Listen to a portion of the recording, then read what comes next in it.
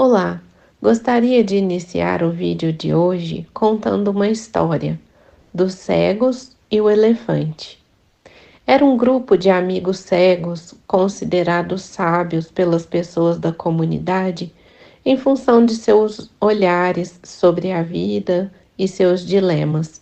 Eram estudiosos, tinham conhecimentos da filosofia e viviam trocando ideias sobre os mais variados assuntos. E apesar de partilharem a vida e suas experiências, tinham uma certa rivalidade. Um dia, depois de horas de conversa, um dos membros deste grupo decide ir embora por se cansar daquelas mesquinharias que, no seu modo de ver, não podiam fazer parte daquele grupo e daquelas experiências trocadas entre eles. No dia seguinte, um elefante chegou à cidade e os sábios foram convidados a tateá-lo e a descrever a sua experiência. Era um animal que nunca tinham tido contato e imediatamente aceitaram aquela proposta. Um dos cegos tocou a tromba do elefante e disse: "Ah, este animal parece uma serpente. É longo, macio." O outro sábio, tocando as pernas do elefante, disse: "Ah, não, você está enganado. Este animal parece mais uma lança, uma arma de fogo." O terceiro cego tateou a barriga do elefante e disse: "Nossa, esse animal é grande e musculoso, parece uma parede." Um próximo sábio tocou a cauda do elefante e disse: "Vocês estão todos enganados. Este animal é grande como uma rocha e tem uma cordinha pendurada nela. Eu posso até me balançar." Um próximo sábio tocou as orelhas do elefante e disse: "Nossa, esse animal é realmente grande e macio, com uma certa leveza, parece uma grande cortina."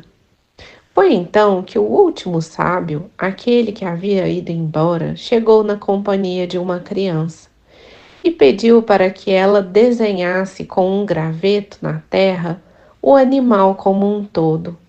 Então, tateando, ele disse: "Assim os homens se comportam diante da verdade, se apegam em apenas uma parte e continuam tolos."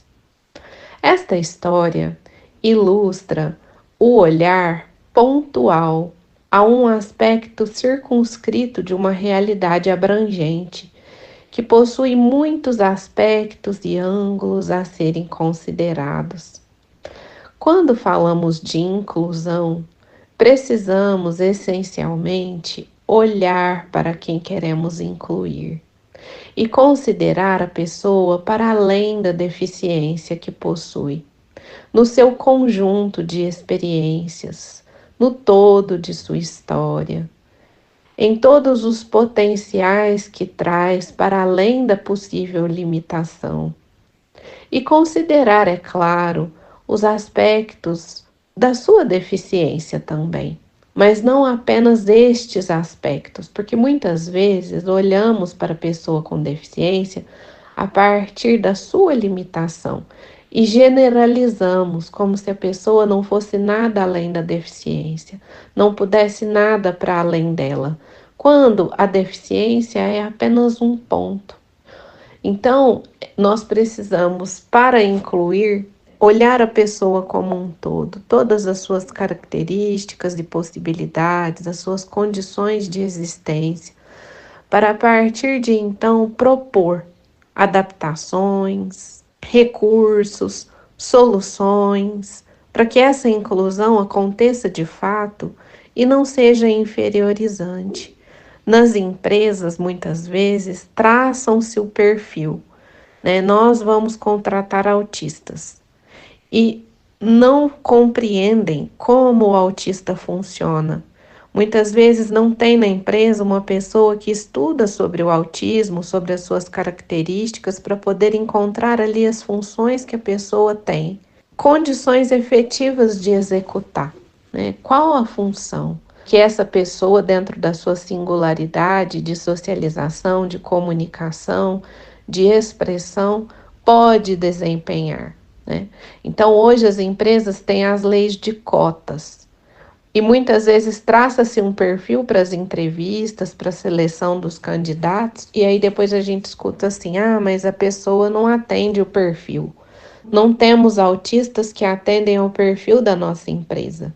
Na verdade, o perfil é do autista, é do seu modo de funcionamento, é do modo de funcionamento da pessoa com deficiência intelectual ou da pessoa com deficiência auditiva ou visual. É necessário se aproximar desse sujeito, ver como ele funciona, quais as suas possibilidades, quais os seus limites e, a partir daí, estabelecer funções de desempenho para essa pessoa. E não traçar uma função qualquer e tentar enquadrar a pessoa com deficiência. Essa é a grande questão, a grande reflexão e contribuição trazida pelo modelo social da deficiência. Quando o ambiente é que se ajusta à pessoa e não a pessoa ao ambiente, porque senão a gente fica sempre com a sensação de que não enquadra, de que não cabe, de que não atende, de que não é suficiente, né? E aí, esse é só um ponto de vista. E o ponto de vista é a vista de um ponto. E existem muitos outros a serem considerados e contemplados, né? É aquela metáfora, sabe? Da metade do copo cheio ou a metade do copo vazio, a depender do que se quer olhar. Então, eu olho para a pessoa a partir da falta ou a partir da possibilidade? A partir do recurso que se tem disponível ou a partir de uma exigência que não vai ao encontro daquilo que se tem a oferecer. E aí sempre a sensação da falta ou da insuficiência. Então é necessário olhar para metade do copo cheio. E para olhar para metade do copo cheio, nós precisamos nos despir dos nossos preconceitos, nos despir das nossas projeções. Eu enxergo a pessoa como ela é, com as capacidades que tem, com as possibilidades que possui e também com seus limites, como eu tenho os meus, mesmo que não sejam visíveis, porque a nossa tendência é parar o olhar na deficiência, naquela que é aparente. E muitas vezes nós esquecemos das deficiências que não aparecem e que são muito piores. Então, eu estou olhando para uma parte do elefante, e a partir dessa parte, deduzindo todo, o que eu estou projetando no outro que é meu? Ou eu olho para o todo, considero as especificidades e a partir daí eu penso em soluções. Então, uma coisa, voltando no exemplo do mercado de trabalho, né, é eu traçar uma função e querer que a pessoa caiba ali. Outra coisa é eu partir das possibilidades da pessoa e querendo efetivamente incluir, abrir um espaço para sua expressão. Então, hoje existe, né, a classificação de funcionalidades. Para além do CID, que é a classificação internacional das doenças, hoje se tem a CIF, que é uma classificação de funcionalidade, né? Aonde, em qual setor da empresa essa pessoa vai ser funcional? O que ela dá conta de desempenhar? O que ela dá conta de fazer? Qual o potencial que ela demonstra? E a partir daí eu encontro um espaço ou eu crio um espaço para essa pessoa.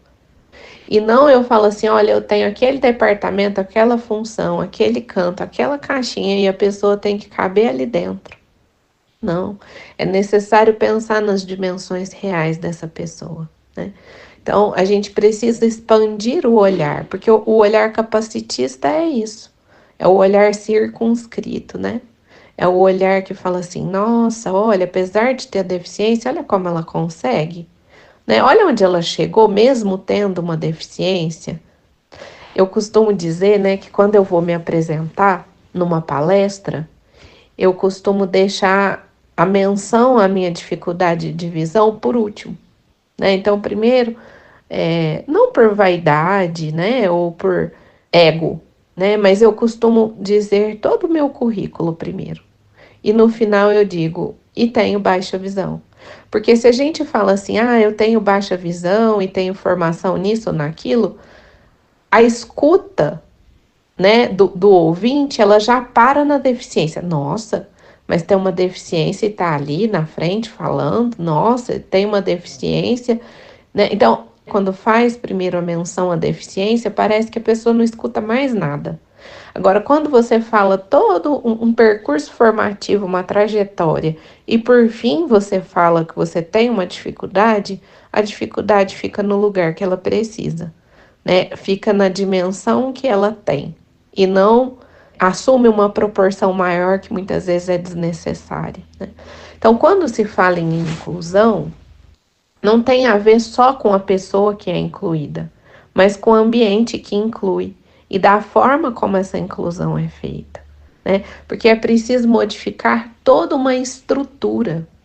O preconceito, a concepção, o olhar, né? O lugar de que se olha é estrutural.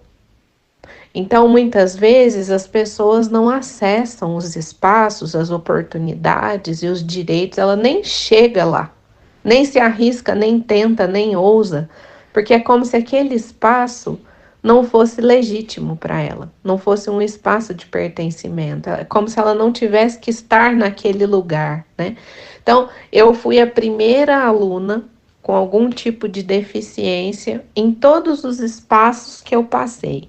Desde a educação infantil, depois o ensino médio, que eu precisei mudar de escola, né? Porque a escola que eu estava não tinha continuação dos estudos, depois na universidade, em todos os espaços que eu passei, né? Depois de mim vieram outras crianças, mas crianças, adolescentes e adultos, né? Respectivamente, aí nas etapas percorridas, mas essa chegada inicial, sendo a primeira, é sempre um desbravar.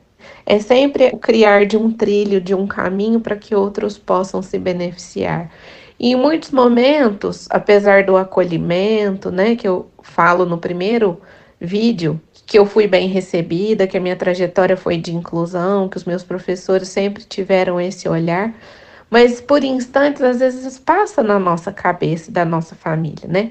Nossa, será que esse era um lugar para eu estar? Será que eu realmente tinha que estar aqui? Porque não tem ninguém como eu. Mas aí a gente entende que estar é uma questão de validação de direitos.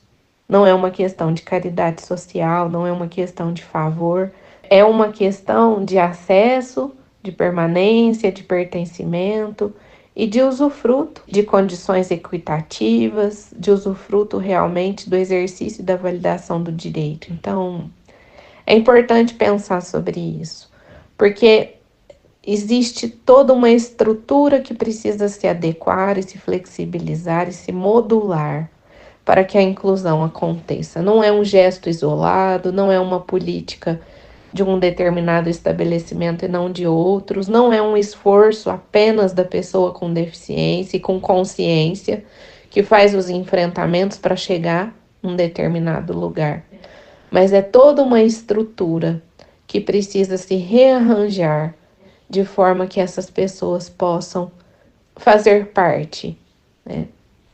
E para fazer parte é necessário olhar para além das partes do elefante e compreender o elefante como um todo. Porque é a frase, né? Senão a gente se apega às partes, acha que é a verdade e continua tolo.